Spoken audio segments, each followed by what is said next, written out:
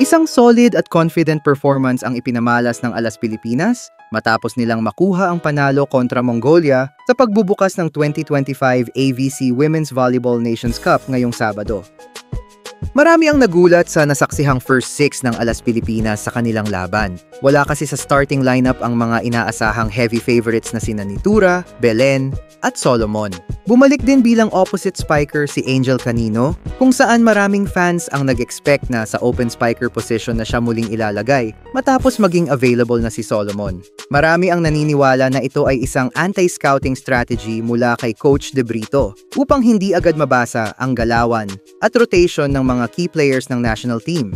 Mula unang set, ipinakita ng national team ang kanilang matinding hangarin na makabalik sa podium finish, kasunod ng kanilang matagumpay na kampanya noong nakaraang taon. Malinis ang execution, maganda ang ball distribution, at disiplinado ang depensa, mga aspeto na nagpahirap sa Mongolian squad na makabawi.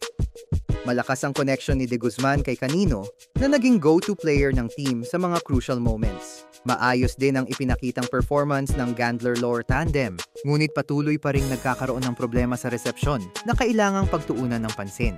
Samantala, si Palomata, na kamakailan lang ay naging sentro ng pambabatikos online, ay muling pinatunayan ang kanyang halaga.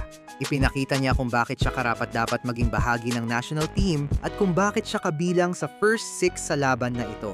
Sa kabila ng height advantage at mahabang preparasyon ng Mongolia, hindi natinag ang Alas Pilipinas. Sa halip, ginamit nila ang kanilang bilis, koordinasyon, at floor defense upang kontrahin ang malalakas na atake at blocking ng kalaban.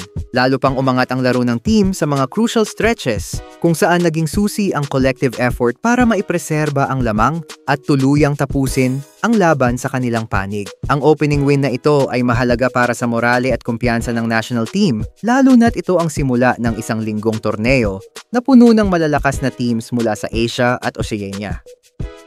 Sa panalong ito, maagang pinakita ng Alas Pilipinas na handa silang makipagsabayan at may kakayahang makamit ang mas mataas na tagumpay sa 2025 edition ng AVC Nations Cup. Habang patuloy pa rin ang pag-a-adjust sa sistema at rotations, malinaw na ang unang panalo ay isang hakbang patungo sa mas matatag na kampanya. Susunod na aasahan ang national team sa kanilang ikalawang laban, kung saan siguradong mas mahigpit na ang magiging labanan.